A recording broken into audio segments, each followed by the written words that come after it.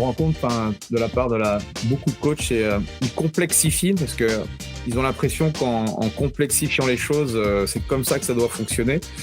Mais avec le recul, plus un business est simple, plus surtout sur des échelles de chiffre d'affaires à 100 000, 200 000, il faut faire des choses simples. Et on a souvent tendance à se dire, pour gagner des revenus à 8, 10 et plus 10K par mois, il faut que ça soit hyper dur, il faut qu'il y ait des tunnels dans tous les sens. Et en fait, non.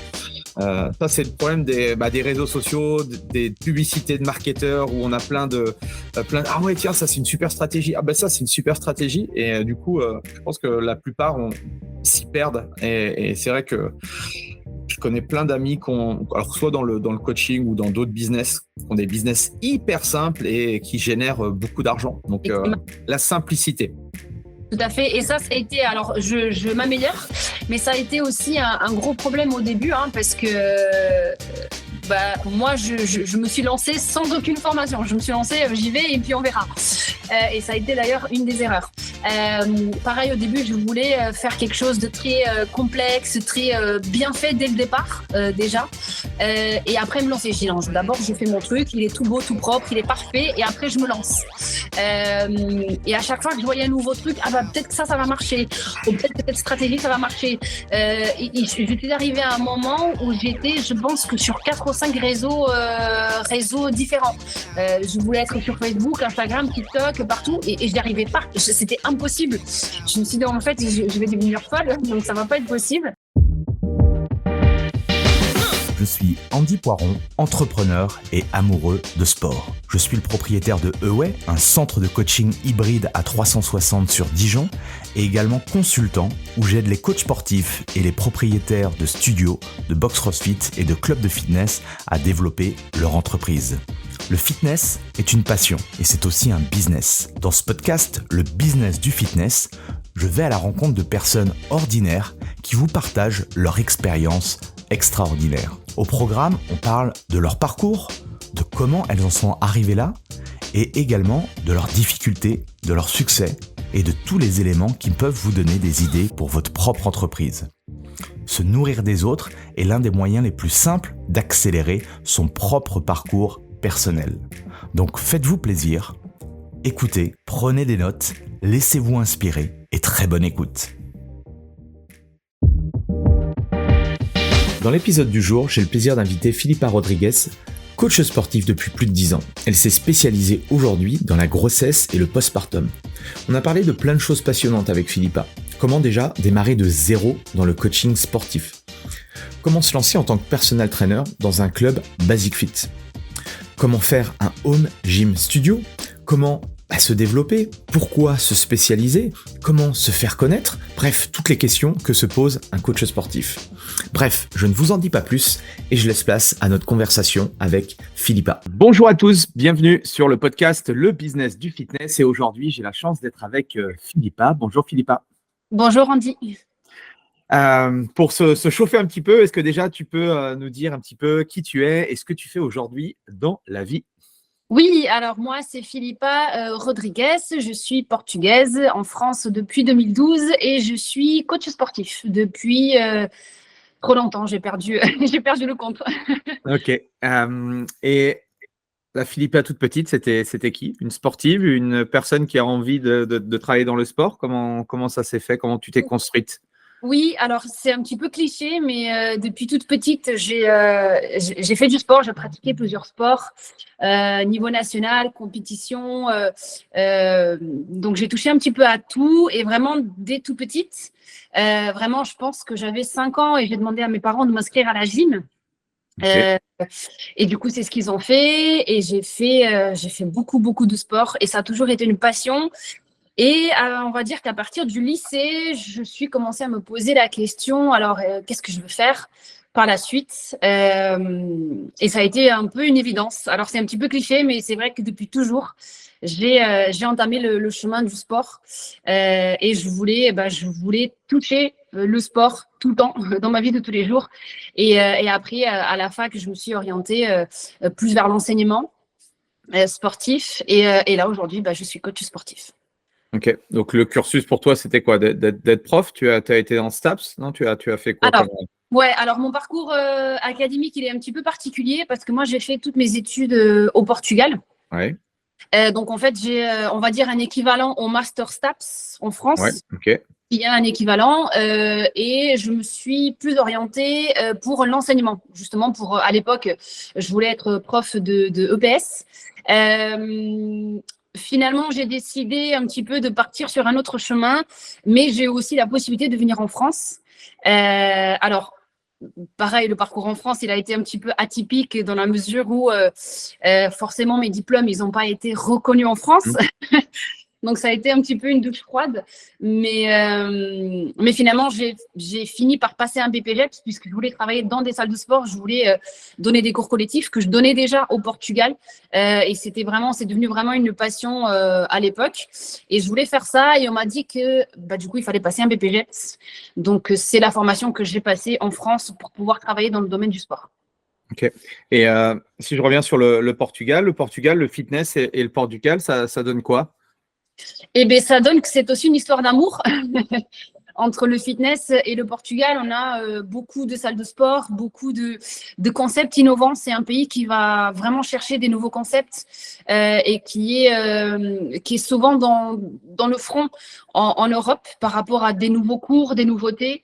Ils ont beaucoup tendance à créer aussi leurs propres concepts, c'est-à-dire que dans des salles de sport, qui peut exister au Portugal. Il y a quelques franchises forcément, mais il y a beaucoup de salles de sport à nom propre. Et ces salles-là, ils vont créer leur propre concept aussi. Et ils vont essayer de le développer dans les franchises qu'eux-mêmes, ils peuvent créer par la suite. Donc, le fitness, c'est dans la culture aussi. Les Portugais sont un peuple qui aime bouger. Ok. Je connais plus le marché espagnol où il y a des très des très beaux clubs et des très belles franchises. Je connais un petit peu moins du coup le marché portugais. Il y a quel type? Il y a des franchises anglo-saxonnes qui se sont développées au Portugal ou pas? Oui. Il y a par exemple la chaîne de salle de sport Holmes Place. Je ne sais pas si tu vois. C'est très ancré là-bas. Qu'est-ce qu'on peut avoir Il n'y a pas d'autre? Virgin? Comment? Virgin. Non, Virgin, je pense pas. Non. Okay. Pas à connaissance, en tout cas. Après, je t'avoue, je suis sortie du marché portugais il y a plus de 10 ans. Donc, je t'avoue qu'en attendant, forcément, ça a évolué. Mais oui, ils ont des franchises.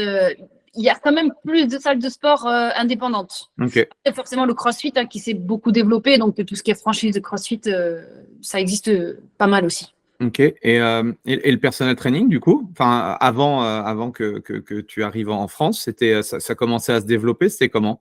Alors, ça se développait un petit peu. Après, le problème, il me semble, du Portugal, c'est que c'est au niveau du budget.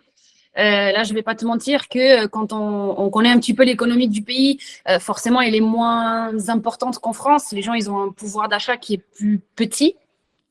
Et que finalement, ils préfèrent tout ce qui est cours collectif, entraînement en small group ou des salles comme le CrossFit où les mensualités sont moins importantes et les gens peuvent plus se permettre de payer du sport comme ça. Okay. Il y a beaucoup d'associations aussi qui existent, surtout dans les petits villages, qui font du sport, qui proposent des cours collectifs, un peu comme en France, forcément. Mais c'est vrai que c'est plus développé dans les petits villages. Mais ça existe. Il y a quand même des gens qui préfèrent un coach. Après, c'est comme partout. C'est vrai que quand tu touches à un coaching personnalisé, tu vois que les résultats ne sont pas les mêmes, que tu évolues beaucoup plus vite la plupart du temps et que l'accompagnement, il est beaucoup plus personnalisé. Donc, finalement, les gens qui prennent un coach, un personal trainer, ils finissent par le garder longtemps. Ok. Et pourquoi tu es arrivé du coup en France? C'était c'est pour la partie privée, professionnelle, où tu avais envie de changer? Alors, pas du tout. Encore une fois, j'ai suivi un petit peu le cliché. Je suis venue en France par amour. Okay. Parce que du coup, mon conjoint, il est franco-portugais. On s'est connus là-bas. Il a eu une super opportunité de travail en France à l'époque. Okay. Où on venait juste de finir les études et on s'est dit pourquoi pas. Alors, en sachant que de base, je ne voulais absolument pas venir en France parce que, de un, je ne connaissais rien à la France, je ne parlais absolument pas le français, donc ça me faisait un peu peur. Moi, j'étais plutôt partie pour aller en Angleterre, mais finalement, je suis venue en France. Je me suis dit, pourquoi pas? De toute façon, je veux quitter le Portugal, je veux voir le monde, je veux travailler ailleurs pour gagner de l'expérience. Donc, pourquoi pas la France? Après, ça marche pas, ça marche pas. Mais du coup, ça fait bientôt 12 ans. Ok. Et vous avez atterri où alors en France? Alors, au début, on a atterri à Chartres, donc près de Paris. Ouais. Mmh. On a fait 1 an à Chartres. Après, on a bougé, on a été dans le Médoc. Je ne sais pas si tu connais un petit peu le Médoc. Côté vin, on a été plus précisément à Pauillac. Donc, c'est un petit village dans le Médoc. Et après Bordeaux. Donc, on a fait et Bordeaux, du coup, ça a été la 3e ville et on s'est installé à Bordeaux depuis. Et je pense pas qu'on va quitter Bordeaux. C'est vraiment très bien. Ouais, c'est une très belle ville, Bordeaux. Et du coup, comment se passe, tu m'as dit que tu as fait le BPGEPS, comment se passe ton expérience au BPGEPS?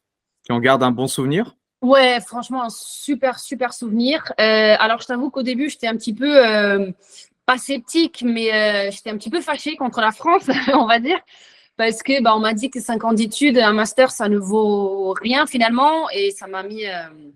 Ouais, c'était une petite douche froide. Et du coup, je dis, bon, allez, je vais faire votre BPGEPS. J'étais en mode, je vais vous prouver que vous avez tort et que voilà, et que je suis meilleure que 80% de vos élèves. Donc, en fait, je suis partie avec ce mood un peu guerrière pour prouver finalement que je vaux quelque chose. Et je me suis retrouvée dans une école très bienveillante avec des super collègues. J'ai énormément évolué parce que finalement, quand j'ai rentré au BPGEPS, je parlais déjà un peu mieux le français, mais sur le côté technique, c'était encore un peu léger. C'est-à-dire que les noms techniques du fitness, du sport, du coaching en français, je les avais pas vraiment. Donc, ça m'a beaucoup appris. Ça m'a beaucoup appris aussi sur le marché français parce que finalement, je voulais travailler dans le marché français, la façon de faire. Et puis, je suis une personne qui aime bien apprendre. Donc, je suis en formation permanente dans le métier. Et finalement, ça a été super. J'ai eu la chance d'avoir eu un contrat de professionnalisation à l'époque. Alors, je ne sais pas si ça existe toujours, mais un contrat pro. Donc, j'étais salariée du club. Parce que de toute façon, pour moi, c'était impensable de repayer une formation alors que moi, j'avais déjà 5 ans d'études en arrière et j'ai eu la chance du coup d'avoir ce contrat, donc j'étais salariée du club et en même temps la formation elle a été payée par le club. Pour eux, c'était tout bénef parce que du coup je donnais déjà des cours collectifs, donc bon, malgré que de temps en temps je disais un mot qui n'était pas très compréhensible en français, mais ça faisait rire les gens, donc du coup j'ai passé un super moment en stage. J'ai vraiment créé des liens avec des gens avec qui j'ai contact encore aujourd'hui, donc qui me suivent aussi sur les réseaux. Donc non, franchement, très bon souvenir. Tu parles super bien français, hein. Franchement, félicitations. Moi, si je parlais aussi bien anglais que toi, français, je suis admiratif, moi. Je suis admiratif. On apprend sur le tas, quoi. Oui, c'est sûr, c'est sûr. Et à la fin de ce BPGEPS, à la fin de ce contrat de qualification, qu'est-ce qui se passe pour toi? Dans quelle optique tu es? Est-ce que tu as une vision différente du fitness? Enfin, dis-moi un petit peu, voilà, dans quel état d'esprit tu es à ce moment-là. Eh bien, quand j'ai terminé mon BPGEPS, j'avais juste une envie, c'était de trouver un CDI. Voilà, donc parce que à l'époque, on m'a vendu le CDI. Puisque le CDI, c'est ce qu'il fallait avoir pour pouvoir louer un appartement, s'acheter une maison, avoir une sécurité. Donc, moi, je voulais absolument un CDI. Et j'ai eu la chance d'en avoir un juste à la sortie de mon stage. Donc, j'ai fini de mon stage de ma formation. Donc, j'ai fini en juillet 2015, il me semble. Et tu étais sur Bordeaux à cette époque-là ou pas? Ou non? Oui. Bordeaux. En fait, quand on est venu sur Pauillac, je me suis renseignée justement pour faire la formation et je voulais quitter Pauillac le plus rapidement possible. Alors, le Médoc, c'est pas quelque chose… voilà, je garde un souvenir moyen de cette année dans le Médoc. Donc, je voulais une grande ville, moi. Moi, j'aime les grandes villes et j'aime que ça bouge. Donc, du coup, j'étais déjà sur Bordeaux. Donc, j'ai passé ma formation à Bordeaux. mon BPCHEPS à Bordeaux. Et j'ai trouvé, donc du coup, à la fin de mon stage, j'ai envoyé des CV partout. Ça, c'était en juillet. Et au mois d'août, début du mois d'août, on m'appelle pour me proposer un entretien.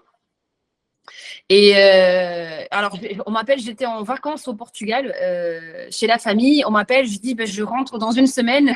Donc, attendez-moi, j'arrive. Et j'étais prise. J'étais prise directement en CDI à la fin de ma formation dans une salle orange bleu sur Bordeaux aussi. Ok. Donc, j'ai commencé à travailler, à donner des cours, à faire des programmes personnalisés, à faire tout ce qu'il y a à faire dans une salle de sport quand on est coach salarié.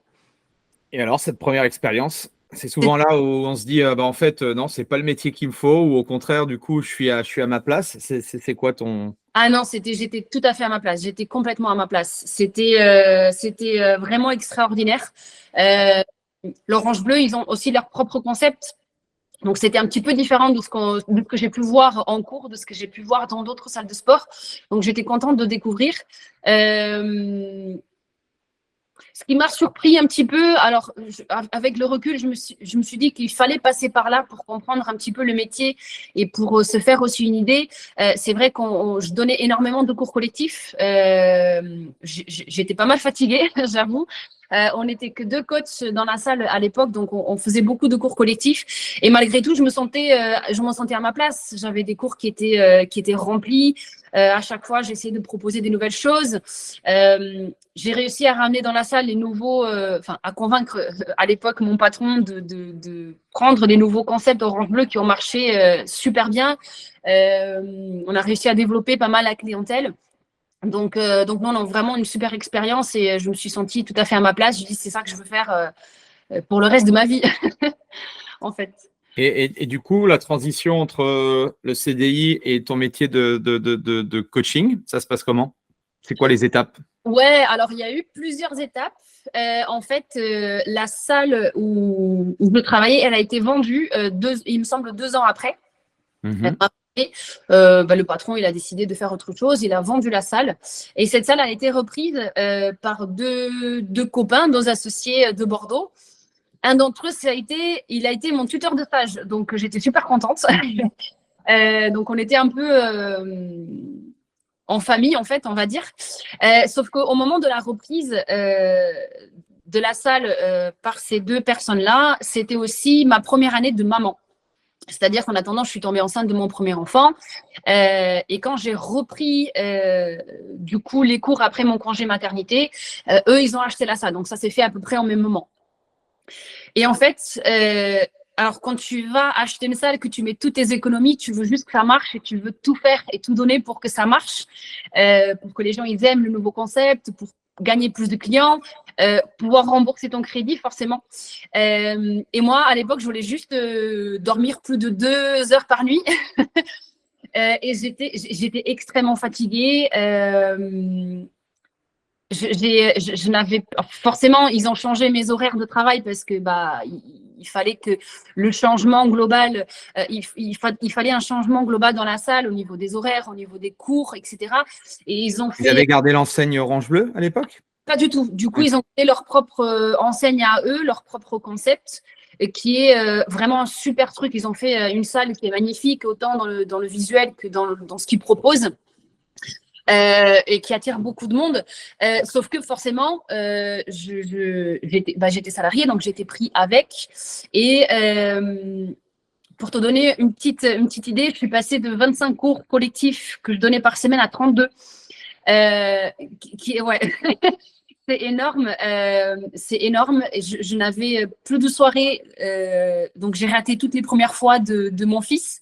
J'ai raté les premiers mots, j'ai raté les premiers pas, j'ai tout raté. Je travaillais samedi, je travaillais dimanche. C'était très, très, très intense dans une année qui a été très compliquée pour moi. Parce que j'ai eu un postpartum un petit peu compliqué. Forcément, quand on dort peu, on est plus fatigué. Même si j'ai l'impression, c'est pas qu'une impression, je sais que ça ne se voyait pas dans mes cours, dans la façon dont je donnais des cours. Ça n'a pas changé. Mais après, à côté, forcément, il y avait cette fatigue qui était présente. J'étais peut-être à l'époque un peu moins souriante. Et là, s'il y a des mamans qui m'écoutent, elles savent très, très bien, et des papas aussi, hein, forcément, ils savent très bien de quoi je parle. Quand on donne 32 cours par semaine et qu'on dort une moyenne de 2, 4 à 5 heures par nuit, c'est un petit peu compliqué au bout d'un an. Ouais, mais même en dormant bien, 32 heures par semaine, c'est voilà. Alors, c'était pas vraiment une heure parce qu'il y avait des cours de 30 minutes, mais Non, mais 32 cours, c'est voilà. Ouais, à un moment donné, tu ne peux aller que dans le mur, hein, de toute façon. Voilà. Et en fait, c'est ce qui s'est passé. Et au bout d'un an, même si j'étais très contente de faire ça, je me suis dit non, il faut que je change. C'est pas ça que je veux. J'ai raté toutes les premières fois de mon fils. C'est pas ça que je veux. Je veux pouvoir être un petit peu maître de mes horaires. Parce que je voulais forcément passer plus de temps avec lui. Et du coup, j'ai donné ma démission. Juste avant l'été, j'ai eu le mois d'août pour réfléchir et finalement même pas tout le mois d'août parce que j'ai eu l'opportunité d'intégrer les salles Basic Fit en tant que coach indépendant. Et du coup, ça a été le début de ma carrière, entre guillemets, de coach sportif indépendant. Elle a commencé à Basic Fit. Ok. Et est-ce que tu avais justement le background au niveau business et tout pour te lancer, ou tu t'es dit, bon, je vais trouver facilement des clients? Comment ça s'est passé? Pas du tout. Pas du tout. En fait, je sors du salariat et je me lance dans l'entrepreneuriat, dans le business, et je ne connaissais absolument rien. Alors, j'ai eu la chance d'avoir des head trainers qui m'ont formé, qui m'ont vachement aidé sur ce sujet-là. Mais c'était un monde, c'était une mer de requins, pleine de requins en fait. Parce que c'est vrai que il faut être présent, il faut être présentable, il faut aller à la recherche de clients.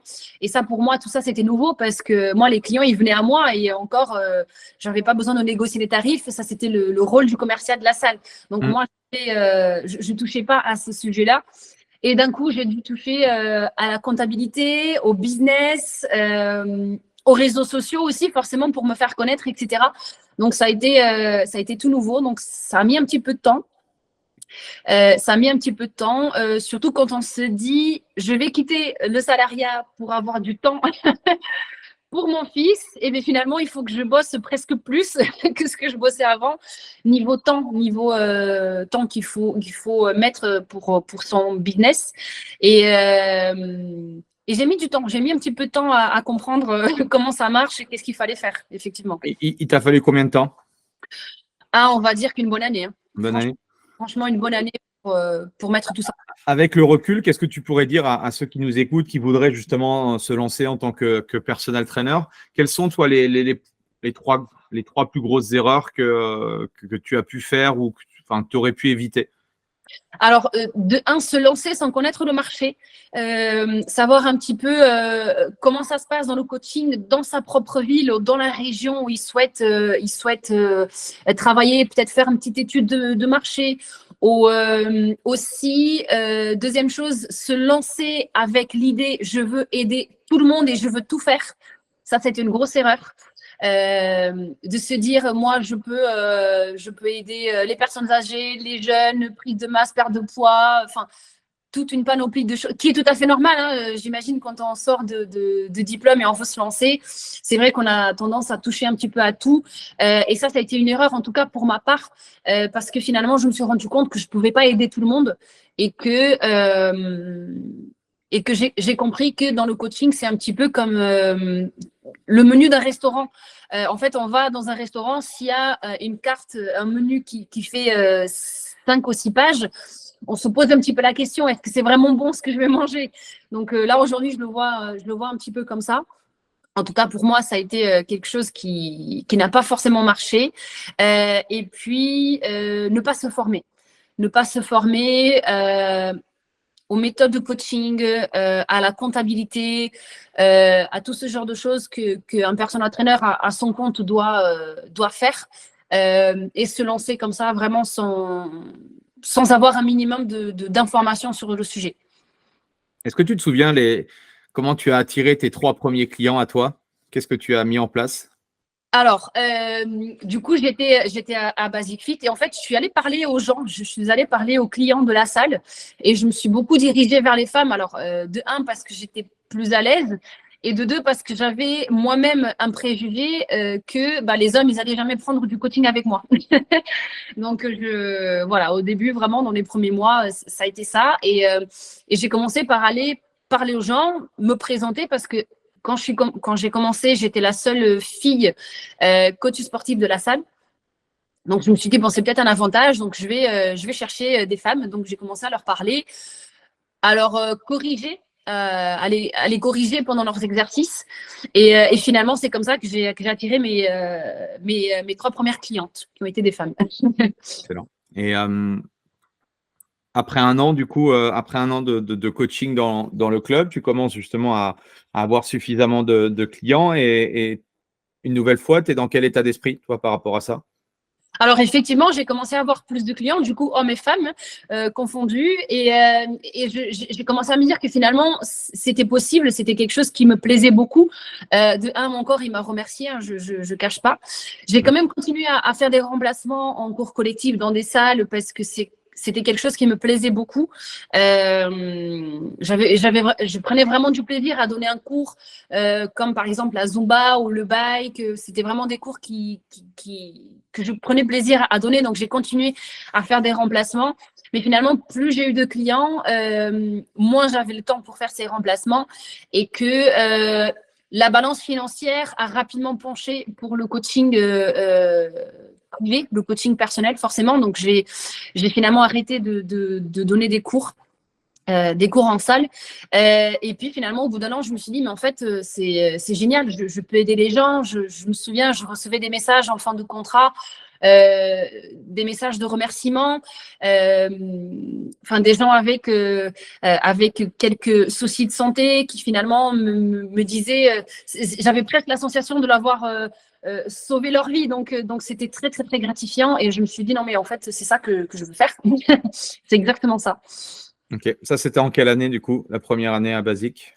C'était en 2019, fin 2018-2019. Ok, et du coup la Covid arrive. Alors la Covid arrive, tout était fermé. Tout était fermé. Ça a été un gros coup dur, hein, forcément, parce qu'on ne pouvait même pas sortir de chez nous. Hein, toi, tu l'as vécu aussi. Et finalement, quand ils ont ouvert, alors du coup, je l'ai fait un petit peu comme tout le monde pour essayer de garder le lien avec mes clients. J'avais créé un groupe Facebook. Je les ai invités et on faisait des petites séances en live où je leur faisais des programmes. Je leur ai fait un programme format PDF avec des vidéos pour qu'ils puissent s'entraîner chez eux. Mais on marchait beaucoup au live. Du coup, ça a permis de garder un lien et de ne pas les perdre parce que je voulais surtout pas perdre mes clients. Et du coup, quand la Covid s'est ralentie un petit peu et on a pu sortir un petit peu de chez nous, j'ai fait du domicile. Et j'allais chez mes clients parce que je n'avais pas d'endroit pour coacher. C'est-à-dire que je n'avais plus de salle, je n'avais plus de matériel, j'avais un petit peu de petit matériel, mais du coup, j'ai dû faire du domicile chez mes clients. Alors, heureusement, ils habitaient tous à peu près proches de chez moi, donc je n'avais pas beaucoup de déplacements à faire. Et ensuite, ils ont tous résilié l'abonnement chez Basic Fit à l'époque, parce que finalement, ils étaient en train de payer pour rien, parce que la salle elle était toujours fermée. Je pense que alors, j'ai plus en tête, mais il me semble que les salles de sport ont été vraiment les dernières enseignes à ouvrir après le Covid. Ouais, il y a eu les discothèques ou autres, je crois, qui ont suivi un peu plus que nous, mais oui, les clubs, sur la deuxième vague, on a été fermés assez longtemps. Ouais. Ouais, ça a mis beaucoup de temps. Donc finalement, le coaching à domicile, ça leur convenait très très bien. Ils ont dit, c'est super, je suis chez moi, je suis dans mon petit confort. Je finis ma séance, je vais prendre ma douche, c'est parfait. J'ai pas besoin de me déplacer. Surtout qu'on rentrait dans la période hivernale, donc ils étaient bien contents de ne pas sortir de chez eux.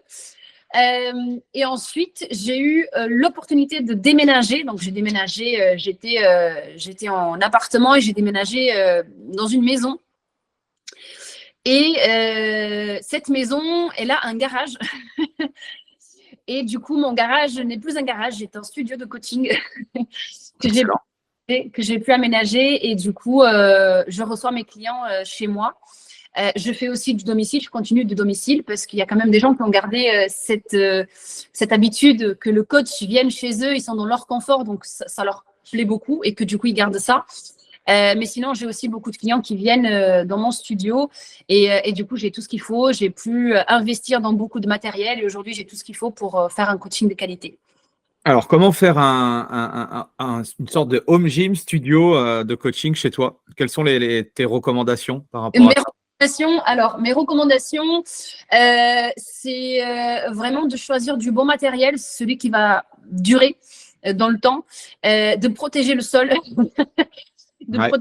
Alors, surtout si vous avez une maison louée, si vous n'êtes pas propriétaire, protéger.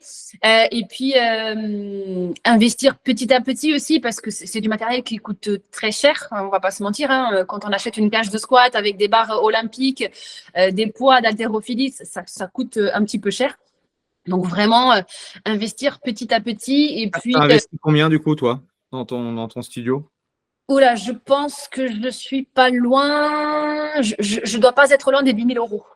Ouais, ok. Ouais, donc, ouais. Alors, tu as acheté quoi alors? Rack à squat, barre olympique? Alors, j'ai un gros rack à squat, j'ai 3 barres olympiques, j'ai énormément de poids, j'ai des slam balls, j'ai un rack complet d'haltères, j'ai des kettlebells.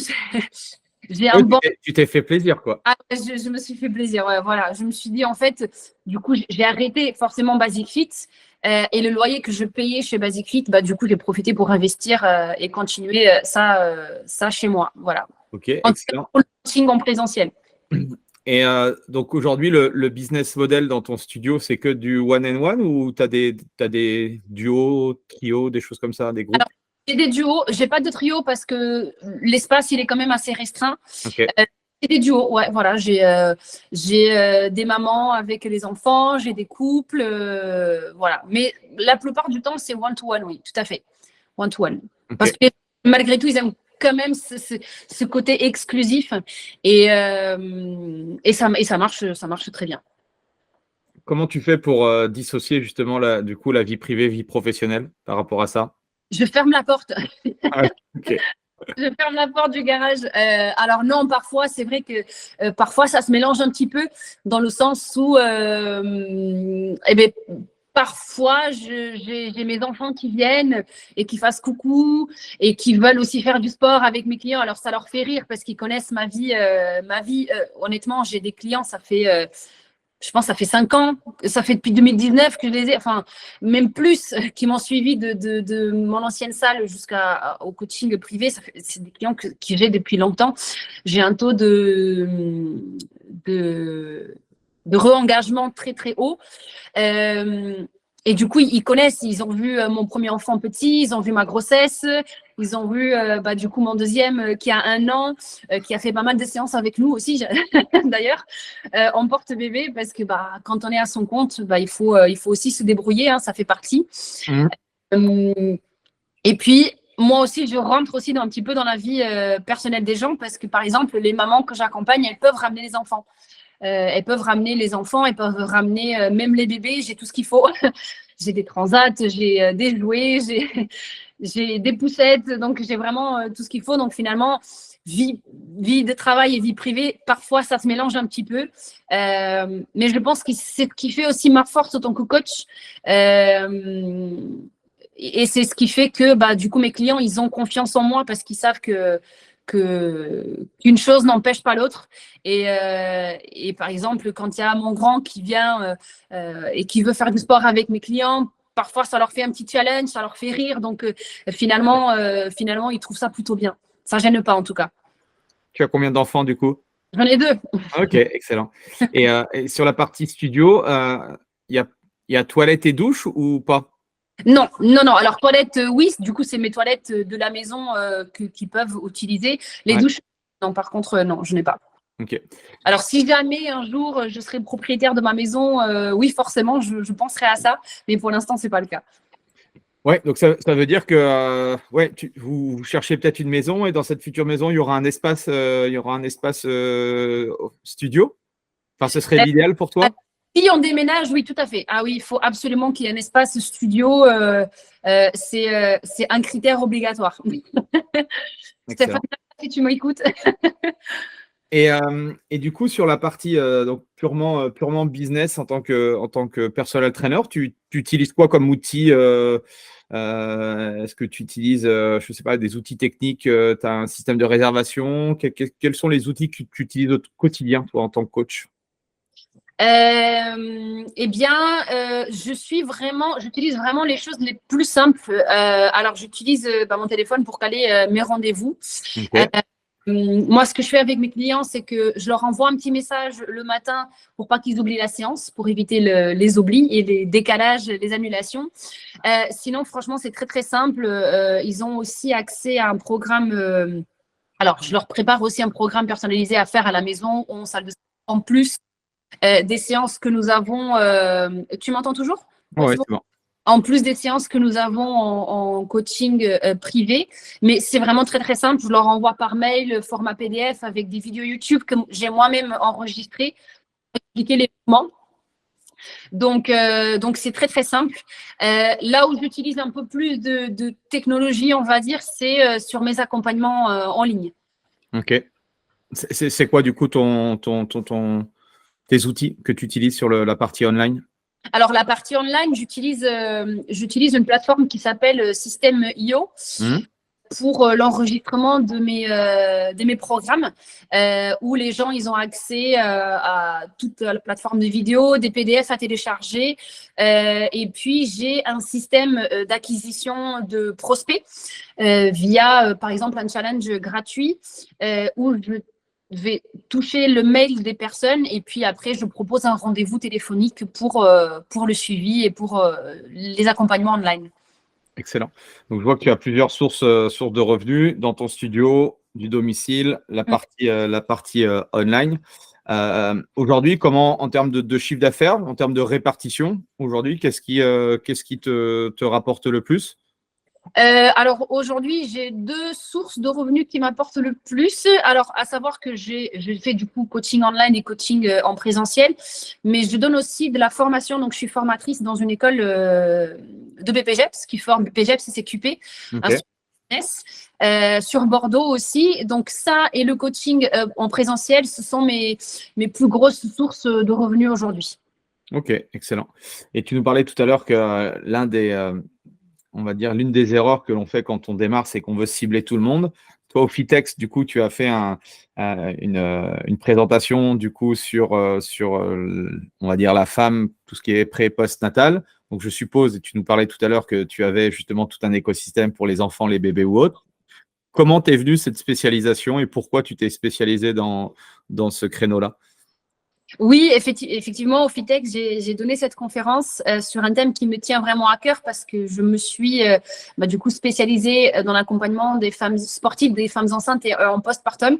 Alors, dû à ma propre expérience.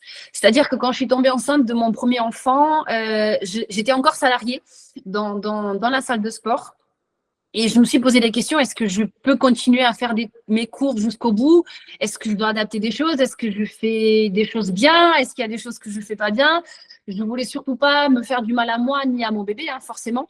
Et je suis allée à la recherche d'informations et je n'ai Il n'y a pas grand-chose. Il n'y a pas grand-chose. Il n'y a pas grand-chose, voilà. Et à l'époque, encore moins. Aujourd'hui, ça commence, ça se libère un petit peu et tant mieux. Mais à l'époque, je me suis retrouvée face à un mur blanc, en fait. En tout cas, en France, il y avait très, très peu d'informations. Alors, je trouvais effectivement des cours de yoga prénatal, de pilates prénatal. Effectivement, il y en a beaucoup. Mais moi, je voulais faire de la muscu. Yoga, c'était pas du tout mon truc. Je voulais faire de la muscu. Je voulais continuer à faire mon bike, mon body pump. Enfin, moi, je voulais continuer à bouger. Je me sentais bien.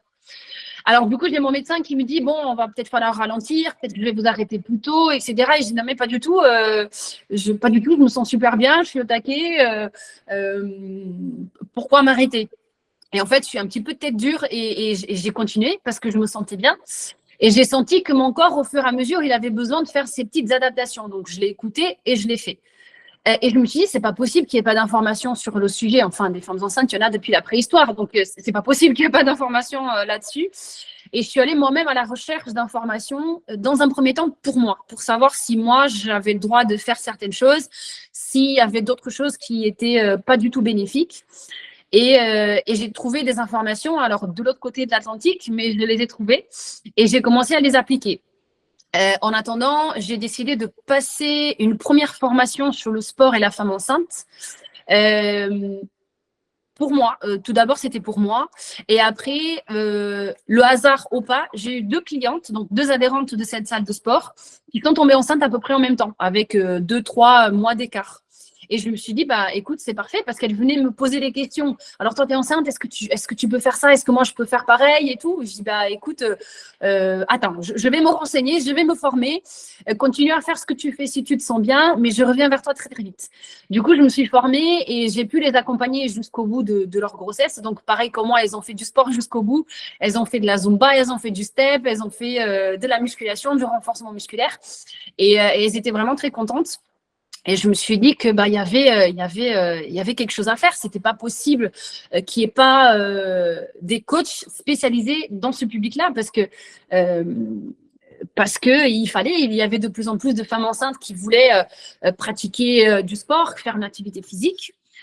Et du coup, j'ai commencé à accompagner des femmes enceintes. Alors avec le boom des réseaux sociaux aussi, j'ai commencé à avoir des demandes en ligne. Et donc, à partir de là, j'ai commencé vraiment tout petit à faire des programmes individualisés avec des PDF, comme je faisais, avec des vidéos que je préenregistrais et que je leur envoyais. Et puis, petit à petit, j'ai créé tout ce système avec, du coup, cette plateforme qui me permet aujourd'hui d'avoir un programme complet d'accompagnement des femmes enceintes, complètement à distance. Soit en autonomie totale pour, par exemple, celles qui sont déjà sportives, qui ont déjà une très, très bonne conscience corporelle, etc. Et puis, avec un accompagnement plus personnalisé, avec des vidéos, des séances en live pour, par exemple, les plus débutantes ou celles qui ont besoin d'un accompagnement un peu plus spécifique. Donc, c'est un programme quoi, sur 9 mois? Sur 9 mois, oui, tout à fait. Ouais, okay. Dès le début de la grossesse jusqu'au jour de l'accouchement, en fait, elles ont des choses qu'elles peuvent faire aussi pour optimiser leur accouchement, pour que ça soit plus facile. On va pas se mentir, c'est un sacré marathon, un accouchement, donc se préparer physiquement, c'est encore mieux. Donc ça a été vraiment le premier déclic. Et le deuxième, ça a été le plus gros, on va dire, c'est du coup mon premier postpartum qui a été catastrophique pour moi. Ça a été vraiment très, très, très difficile, autant physiquement que psychologiquement. Ça a été vraiment très difficile. Et encore une fois, je me suis retrouvée face à rien. À part la rééducation du périnée, je n'ai pas eu de rééducation abdominale, personne ne m'a proposé. J'ai découvert par moi-même qu'est-ce que c'était un diastase des grands droits. Donc, du coup, je n'ai pas fait une reprise sportive adéquate et adaptée à cette période-là. Et 3 mois et demi après mon accouchement, je suis retournée au travail. Et dès les premiers cours, je me suis dit, c'est pas possible, je ne vais jamais y arriver parce que mon corps, il n'est pas prêt. Parce que je n'étais pas préparée ni par ma sage-femme qui forcément elle n'avait pas de connaissances, elle savait juste faire la rééducation du périnée qui a été très bien faite d'ailleurs, donc je la remercie pour ça. C'est déjà une bonne chose. Ce qui est une bonne chose parce que parfois c'est pas le cas, mais au-delà merci madame, au revoir, à bientôt peut-être. Voilà, donc j'ai été complètement laissée à l'abandon alors que je sentais que je n'étais pas prête. Et une femme qui fait uniquement la rééducation du périnée, elle n'est pas prête à reprendre une activité sportive comme avant, en tout cas. Il faut que ça soit adapté, il faut que ça soit progressif. Et moi, je me suis lancée comme ça, à donner des bikes, des pumps, alors que ça faisait je ne sais pas combien de mois que j'étais à l'arrêt et que mon corps n'était pas prêt du tout. Et je me suis dit, encore une fois, c'est pas possible. Je vais me faire mal. D'ailleurs, je me suis fait mal. Je me suis fait extrêmement mal au dos dans cette période-là. Je peux dire qu'aujourd'hui, alors pas que lié à ça, mais ça a beaucoup joué. Je souffre un petit peu les conséquences aujourd'hui, malgré que du coup j'ai réussi quand même à me rattraper toute seule. Et encore une fois, je suis allée à la recherche d'informations et il n'y en avait pas. Il n'y avait pas de programme sportif adapté au postpartum, à part le yoga postnatal, etc. Mais c'était pas ce que je cherchais. Moi, je cherchais à retrouver mon ventre d'avant, être tonique, à ne pas avoir mal au dos, à pouvoir retrouver mon souffle, à refermer mon diastase, qui était assez important. Et je n'ai pas trouvé. Encore une fois, alors, pris l'avion de façon fictive de l'autre côté de l'Atlantique et j'ai effectivement trouvé des informations et des formations surtout et j'ai décidé de les faire. Donc, je me suis formée à nouveau au sport post-natal. J'ai moi-même fait des programmes d'autres coachs qui étaient spécialisés dans le domaine, alors en anglais et en portugais. Pour le coup, et du coup, j'ai fait ma propre rééducation, ma propre récupération. Et à partir de là, j'ai décidé d'accompagner aussi les femmes dans cette période-là. Excellent. OK.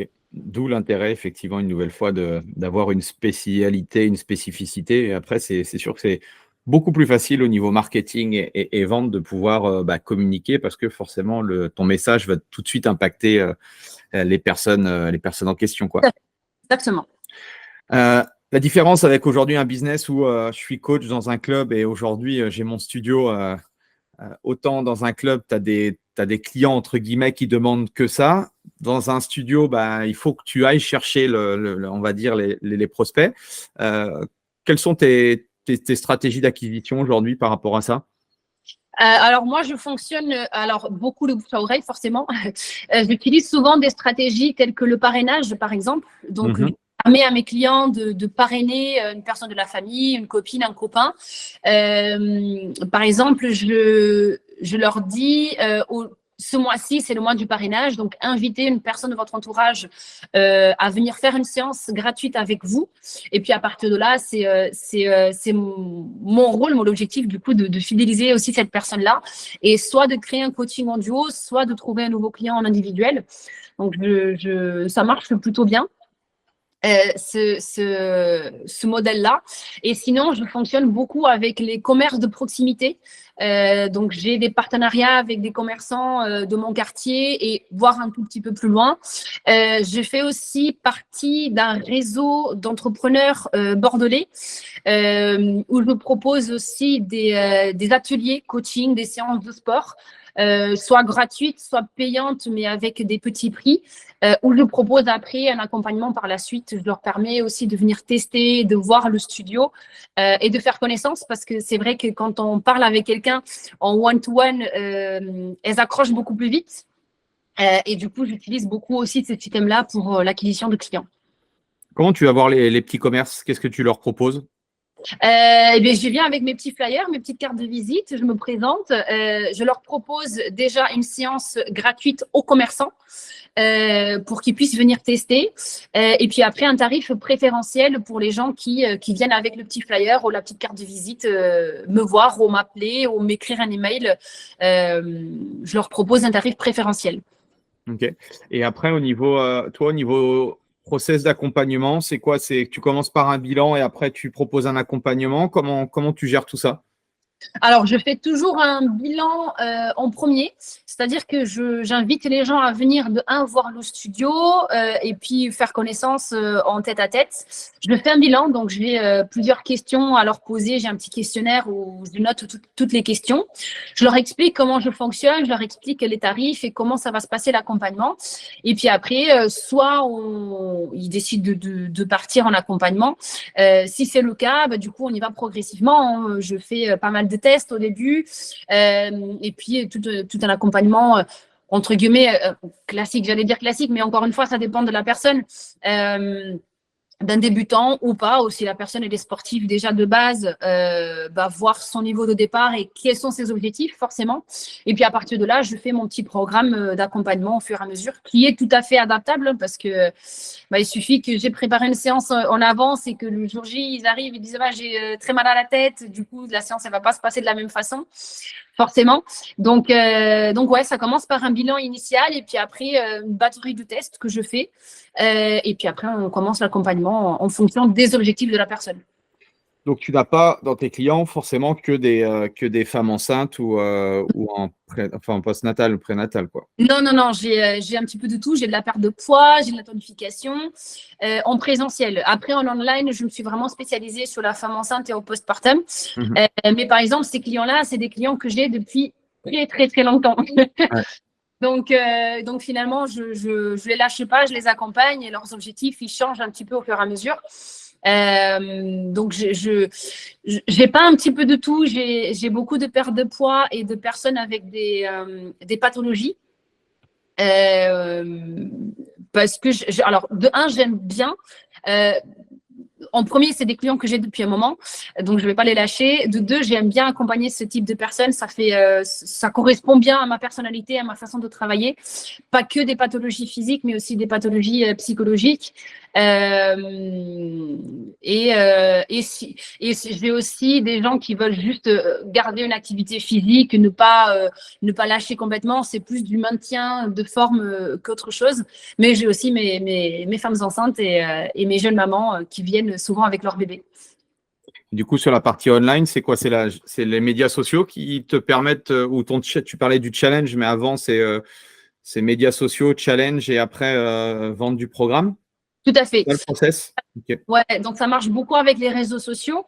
On va pas se mentir, même si parfois c'est un petit peu compliqué. Hein, on est beaucoup sur les réseaux sociaux, donc il faut se faire sa petite place. Beaucoup de réseaux sociaux, j'utilise énormément Instagram et Facebook. Je me suis mise il n'y a pas si longtemps sur LinkedIn, mais je cherche encore à comprendre un petit peu comment ça marche et quel est le meilleur moyen de faire marcher mon business à travers LinkedIn. Ensuite, je propose des challenges, donc des challenges gratuits, justement pour attirer les gens, pour leur montrer un petit peu mon produit et l'intérieur de la plateforme, parce que les gens, ils aiment bien savoir comment ça marche et voir un petit peu le produit avant de l'acheter. Et ensuite, toujours des appels téléphoniques directement avec moi parce que je tiens à avoir ce lien avec les gens. Parce que ce sont des périodes assez compliquées, hein, alors compliquées, c'est peut-être pas le mot, mais ce sont des périodes assez délicates. La grossesse et le post-accouchement sont des périodes assez délicates, et je trouve que le côté humain, le fait d'avoir des gens au téléphone, ça leur permet d'être plus en confiance, et ça me permet aussi de cerner un petit peu plus la personne. Pour te dire, sur mes jeunes mamans que j'ai au téléphone, j'entends pleurer plus qu'une. Ça pleure aussi de l'autre côté, donc il y a ce côté humain que j'aime bien garder. Ok. Et la stratégie des challenges, c'est quoi? C'est un challenge sur une semaine, 5 jours pour Tout à fait. Par exemple, sur mon programme postpartum, c'est un challenge sur 7 jours qui leur permet de commencer à prendre soin de leur corps en postpartum. On va mieux comprendre le périnée, on va comprendre le diastase, on va commencer à faire des tests. Je leur offre des séances, par exemple, spéciales pour travailler la posture, parce que quand on est jeune maman, la posture, elle n'est pas tout à fait la plus adaptée, parce qu'on porte beaucoup bébé, parce qu'on allait, on donne le biberon, donc il y a beaucoup de douleurs au niveau du dos, des cervicales, donc je leur propose des séances. J'ai aussi un accompagnement alimentaire spécifique au postpartum, un accompagnement pour la gestion des émotions sur cette période de postpartum. Et à la fin de ce challenge de 7 jours, elles ont la possibilité de prendre rendez-vous avec moi au téléphone. Et puis, si elles le souhaitent, du coup, continuer l'accompagnement sur les 3 mois. Ok. Et toi, Philippa, tu vas aller où avec ce business? Enfin, où est-ce que tu veux aller par rapport à tout ce que tu fais aujourd'hui? C'est quoi ta vision là, à 3 ans? À 3 ans, j'aimerais bien personnellement pouvoir vivre exclusivement du coaching online spécialisé, parce que c'est vraiment une passion. C'est vraiment, j'ai trouvé ma voie, on va dire ça comme ça. Et je pense que au jour d'aujourd'hui, c'est pas si facile dans le milieu du coaching de se dire, en fait, c'est ce thème-là que je veux aborder. Et moi, je pense que j'ai eu la chance de le trouver. Et c'est vraiment ça que je veux faire. Je veux accompagner le maximum de mamans à avoir une grossesse sportive et du coup une récupération postpartum qui est optimale. Et j'aimerais bien pouvoir en vivre exclusivement de ce type de coaching, malgré que j'aime beaucoup aussi le côté coaching one-to-one et la formation. J'aime beaucoup donner de la formation, mais c'est vrai que autant que émigrer, mon pays me manque aussi un petit peu. Ça commence à manquer un petit peu, surtout avec 2 enfants. C'est vrai qu'avoir la famille à côté, c'est toujours plus simple. Et on a éventuellement le projet de repartir au Portugal, mais j'aimerais bien pouvoir continuer à proposer cet accompagnement-là. Donc, dans 3 ans… Je connais des Français qui sont au Portugal et qui font du coaching online, hein, donc c'est pas… tu peux rentrer chez toi. Tu es originaire d'où au Portugal? Je suis de Coimbra. Je ne sais pas si tu connais un tout petit peu. C'est une ville au Porto et Lisbonne. C'est une ville étudiante où il y a la plus ancienne université de l'Europe. Ok. Et ouais. Okay. Il y a de l'histoire là-bas. Ok, excellent, excellent. Et comment tu fais pour continuer à progresser et à t'améliorer? Eh bien, je continue déjà des formations parce que il y a toujours des nouveaux sujets, des nouvelles études qui sortent. Je continue à améliorer mon système d'acquisition de clients, mon système d'acquisition de prospects. Je continue d'améliorer, par exemple, les plateformes à l'intérieur. Donc, je sors très souvent des nouvelles vidéos, des nouvelles séances, des nouveaux conseils. Là, par exemple, récemment, encore sur le thème du post-accouchement, j'ai créé un module spécifique pour les mamans qui ont eu une césarienne parce que la récupération, elle n'est pas du tout pareille. Donc voilà, il y a toujours de la nouveauté. Je pense qu'il faut pas, il faut continuer de se former. C'est en tout cas le pari que je fais. Et puis proposer des nouvelles choses, des nouveaux types d'accompagnement, tester les lives, pourquoi pas tester les lives en groupe. Donc je fais souvent des petites choses pour changer un petit peu. J'ai testé aussi les partenariats. Partenariats avec, par exemple, sur les réseaux sociaux, des grands comptes, des comptes avec beaucoup d'abonnés qui peuvent éventuellement m'apporter une visibilité un peu plus importante. Donc, des petites stratégies qui font que les gens ils commencent à me connaître un petit peu et qu'ils aient envie de travailler avec moi. Ok, top. C'est quoi ton échec préféré? Mon échec préféré? Ton échec où tu te dis, bon, ça a été dur, mais j'ai tellement appris que en fait, ça m'a permis de me relever, de passer à la vitesse supérieure. Attends, là, il faut que tu me laisses réfléchir. Peut-être pas, hein. Peut-être que tu n'as pas eu de gros échecs. Si. Alors, franchement, je pense que le Covid, pour moi, a été une grosse opportunité. C'est-à-dire qu'avec le Covid, je ne veux pas dire que j'ai touché le fond, mais c'était très compliqué. Alors, surtout parce qu'à l'époque aussi, j'avais mon conjoint qui était en train de lancer son entreprise. Donc, je peux te dire que les revenus de la maison, ils ont été réduits à très, très peu avec un enfant. Et ça a été très difficile de se dire, en fait, qu'est-ce que j'ai fait? J'ai lâché un CDI pour me lancer sur du coaching individuel. Et puis finalement, il y a ça et que du coup, j'ai plus de revenus.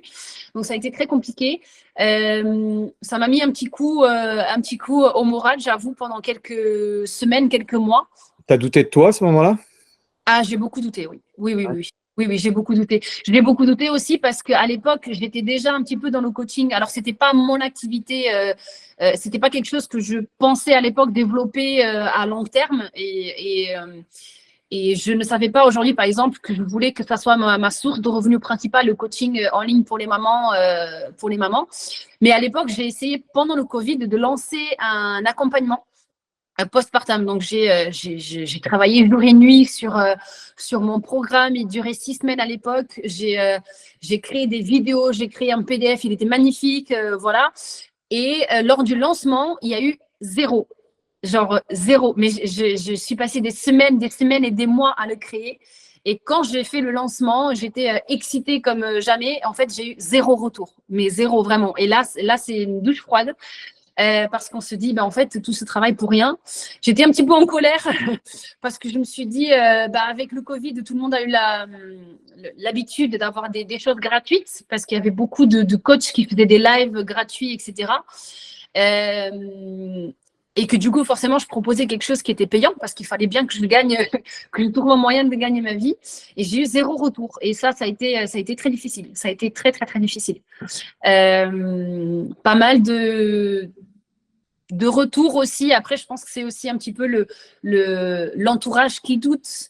Les personnes proches qui disent ouais, mais attention parce que c'est un public un peu spécial, un peu compliqué.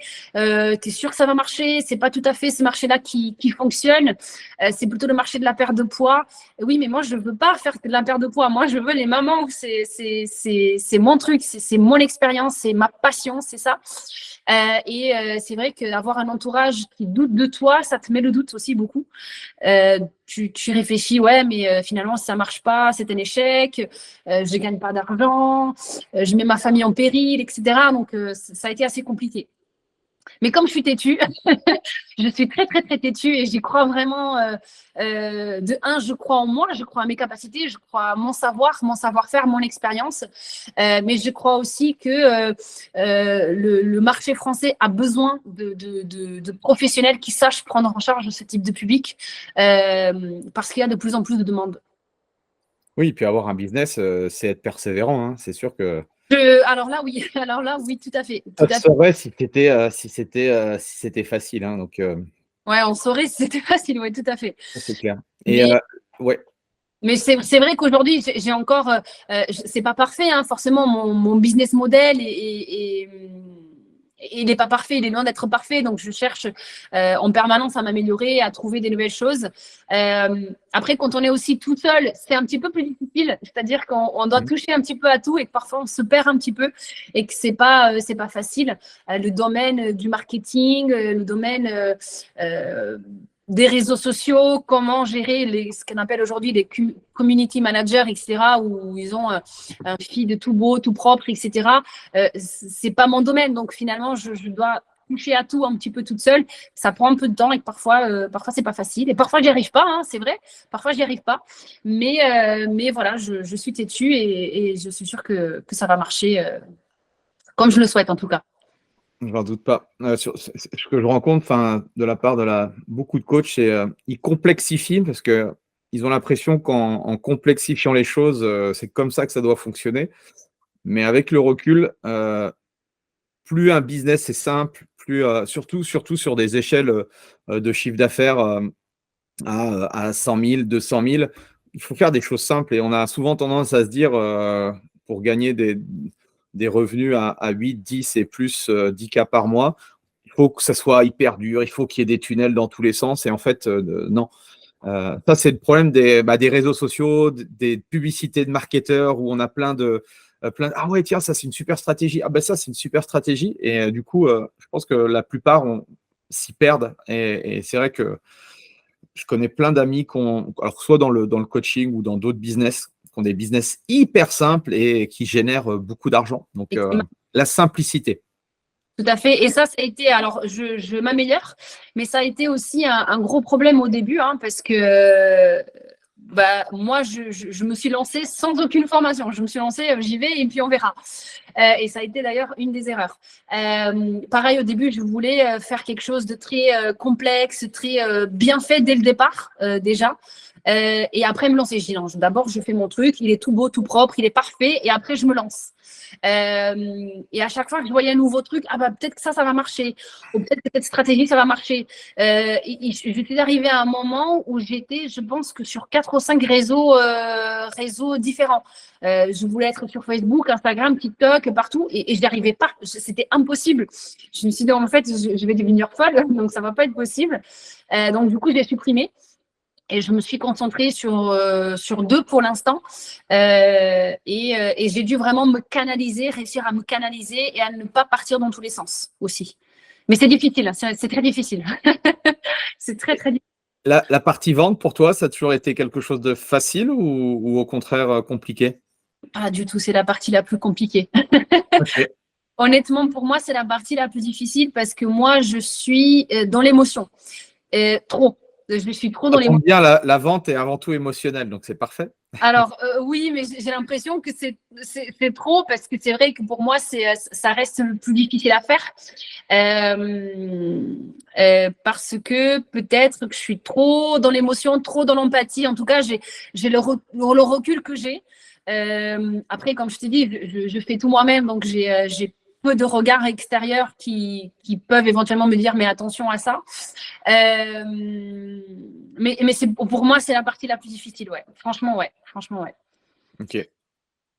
Parce Parce que tu es aussi ton propre avatar. on n'est pas formé à la vente, on connaît rien à la vente quand on sort d'études et que si on ne fait pas cette recherche par nous-mêmes, c'est un petit peu compliqué. C'est aussi prévu que je puisse éventuellement faire des formations dans la vente pour m'aider un petit peu à développer un peu plus ce business en ligne que je cherche à développer. Mais la vente, pour l'instant, je pense que c'est le point le plus difficile pour moi. Ouais, ce que je disais, c'est peut-être aussi parce que tu es aussi ton propre avatar. Donc, Tout à fait. quand tu vois la personne en face de toi, bah, tu t'identifies aussi et peut-être que tu t'identifies trop. C'est ce qui fait que tu as sans doute peut-être ouais, 2-3 blocages. Ok, parfait. Gestion du temps, parce que voilà, 2 enfants, un travail, comment tu gères? Est-ce que tu as des petits hacks de productivité, des choses en termes de gestion du temps que tu pourrais nous partager? Oui, je dors pas assez. Ouais, ça, Voilà, c'est pas trop un hack de productivité voilà, pour le coup. je crois sur mon sommeil. Euh, non, c'est vrai parce que c'est vrai que je suis un peu sur 3 fronts en même temps, c'est-à-dire le coaching en ligne, le coaching en présentiel et la formation. Du coup, j'ai des semaines bien remplies et que je travaille beaucoup le soir après 21h, une fois que les enfants sont couchés, que on a mangé, on a fait la vaisselle. Je travaille beaucoup le soir, ce qui forcément va se jouer un petit peu sur mes heures de sommeil. Sinon, c'est une question d'équilibre. Alors, j'ai un conjoint qui m'aide beaucoup quand je dois travailler, qui prend du coup soin des enfants. Par exemple, je me bloque 2 à 3 soirées maximum par semaine pour être avec mes clients en présentiel. Et j'essaie de m'y tenir. J'essaie vraiment d'avoir des créneaux spécifiques avec eux pour pouvoir être libre pour, par exemple, travailler sur les réseaux sociaux. Et puis, le week-end, je travaille pendant la sieste des enfants. Pareil le soir, mais c'est une organisation. Après, je tiens aussi à pouvoir garder du temps pour moi, c'est-à-dire qu'une séance de sport, c'est obligatoire, même si elle dure 30 minutes, pour la santé mentale, de devoir gérer tout ça. Franchement, je pense que ça va dépendre de chaque famille. Personnellement, j'aurais peut-être aimé d'avoir un peu plus de temps, forcément pour mon business, pour pouvoir le développer un peu plus. Parfois, c'est pas le cas. Je profite des vacances quand on va chez la famille ou, par exemple, eux, ils peuvent garder les enfants toute une journée ou deux, que je puisse être concentrée sur le développement de mon business. Du coup, les vacances, c'est pas vraiment des vacances quand on est entrepreneur. En tout cas, dans mon cas, c'est pas tout à fait des vraies vacances parce que j'ai toujours un œil sur le business, sur l'accompagnement de mes clients, etc., sur la préparation des cours. Mais oui, forcément, c'est une organisation. J'ai ma petite agenda sur mon téléphone et je me suis dit, je bloque mes créneaux de l'école, mes créneaux en coaching. Et après, je m'organise, je me mets vraiment des objectifs par semaine et je les note sur mon agenda, ma petite to-do list. Alors ça, aujourd'hui, je vais faire ça. Après, je vais faire ça. Après, à tel moment, je coupe un peu. Je vais, par exemple, promener le chien ou faire ma séance de sport ou autre pour rester focus dans mon truc et pas trop me perdre. Parce que je peux vite me perdre aussi, hein. Après, c'est un problème des femmes, c'est qu'on on part vite aussi dans tous les sens. Donc j'essaie d'être le plus focus possible. Est-ce que tu aurais une ressource, un livre à nous partager, que tu partagerais enfin, si tu avais 100 coachs devant toi, que tu donnerais, qui t'a ouvert l'esprit sur, ça peut être sur le mindset, le marketing, le business, enfin n'importe. Euh, Là, comme ça, j'ai pas de livre en tête. Euh, Pas sur ces thèmes-là. Après, je suis quelqu'un qui… Non, franchement, je vais pas l'avoir. Non, non, mais pas Non, grave. non. Tu écoutes podcast ou des chaînes YouTube que tu écoutes de temps en temps, que tu Alors, regardes? j'écoute déjà tes podcasts de Ouais. ton temps. Et j'écoute aussi un autre podcast qui est d'une femme qui s'appelle Allo Girl Boss. Ok. Alors, c'est un podcast assez récent d'une fille qui est beaucoup plus jeune que moi, d'ailleurs, mais qui a réussi vraiment à percer. Alors, pas du tout dans le domaine du coaching, du fitness, rien à voir, c'est complètement autre, mais c'est plus directionné aux femmes entrepreneuses. Et c'est vrai que j'y retrouve j'y retrouve ce côté féminin, cette énergie féminine que parfois je trouve qu'il manque un petit peu dans notre domaine. Et je m'y retrouve aussi beaucoup sur ce podcast. Ok, excellent. Qui je pourrais inviter, selon toi, dans le podcast? Tu verrais bien.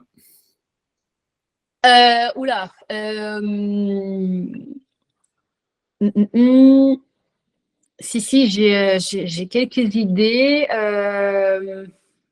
Attends, je ne sais plus les noms, il faut que je les retrouve. Tu me les donneras en Ouais. off, si tu peux me connecter avec eux et si tu as des points de contact, je veux bien. Eh ben, merci Philippa pour tout ça. Un dernier petit message à partager à la communauté. Croyez en vous jusqu'au bout, même si votre idée elle paraît un petit peu farfelue pour les autres, allez-y jusqu'au bout. Si vous avez les compétences et si c'est vraiment votre passion, allez-y à fond et n'hésitez pas à vous former surtout et à voir ces formations comme un investissement à long terme parce que si vous êtes bon dans votre domaine, ça peut que marcher. Top. Eh ben, merci pour ça. Merci pour tout. Merci à ceux qui sont restés jusqu'au bout. Pensez à mettre un petit 5 étoiles, un petit commentaire à Philippa. Et puis, nous, on se retrouve la semaine prochaine pour un nouvel invité. Merci à tous. Merci beaucoup, Andy. Voilà, c'est fini pour aujourd'hui. J'espère que l'épisode vous a plu. Merci d'avoir passé ce moment en ma compagnie. Deux petites choses avant de vous quitter. Si vous cherchez les notes de l'épisode ou que vous voulez tout simplement me contacter personnellement, allez sur mon site andypoiron.com. Donc tout attaché, www.andypoiron.com. Vous trouverez toutes les informations nécessaires. Et dernière chose, et c'est la plus importante pour moi, si vous voulez m'aider à promouvoir ce podcast, eh bien vous mettez un avis 5 étoiles sur Apple Podcast. Si vous regardez cet épisode sur YouTube, eh bien pensez à liker et à vous abonner à ma chaîne YouTube et pensez à en parler autour de vous, pensez à en parler à vos amis ou à vos collègues dans le fitness. Ça permettra véritablement à ce podcast d'avoir beaucoup plus de visibilité. Voilà, en tout cas, merci, à très vite pour le prochain épisode.